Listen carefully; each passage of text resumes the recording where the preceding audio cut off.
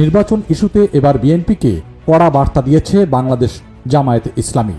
দলটির নায়েবে আমির সৈয়দ আবদুল্লাহ মোহাম্মদ তাহের বলেছেন, যতই চালাকি করে সময় নষ্ট করা হোক না কেন, আগে গণভোট, তারপর জাতীয় নির্বাচন হতে হবে।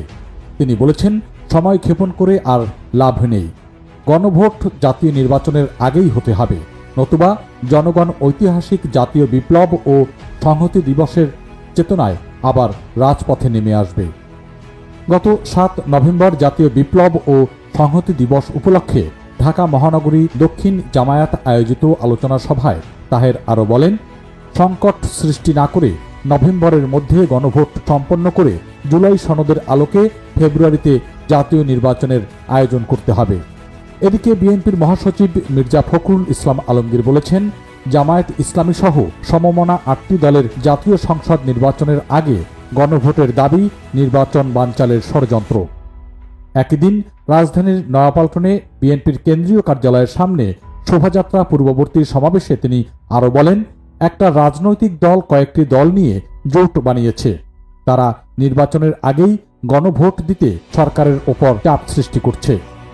অন্তর্বর্তী সরকারের প্রতি কঠোর হুঁশিয়ারি উচ্চারণ করে বিএনপির মহাসচিব আরও বলেছেন, খুব স্পষ্টভাবে বলতে চাই, নির্বাচন নিয়ে ষড়যন্ত্র চলছে।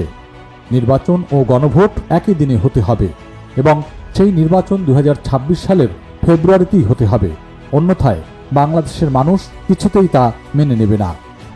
এই অবস্থায় দু দলের মুখোমুখি অবস্থানের কারণে আগামী ফেব্রুয়ারিতে নির্বাচন হবে কিনা তা নিয়ে বেশ সংশয় দেখা দিয়েছে। রাজনৈতিক সচেতনরা বলছেন, একসময় বিএনপি ও জামায়াত ভাই ভাই সম্পর্ক হলেও স্বার্থের প্রয়োজনে এখন ডা কুমড়ো সম্পর্ক হয়ে গেছে। অন্যদিকে বর্তমানে নিষিদ্ধ দল আওয়ামী লীগও যে কোনো সময় দেশের মধ্যে বড় কোনো পদক্ষেপ নিতে পারে বলে আশঙ্কা করা হচ্ছে। ফলে দেশ খুব ভয়াবহ সংকটের মুখে পড়তে পারে বলে আশঙ্কা করছেন অনেকেই। তবে এ নিয়ে বর্তমান অন্তর্বর্তী সরকার কিংবা রাজনৈতিক কোনো দলের তেমন মাথা ব্যথা নেই। তাদের লক্ষ্য একটাই, আর তা হচ্ছে যে কোনো উপায়ে ক্ষমতায় যাওয়া।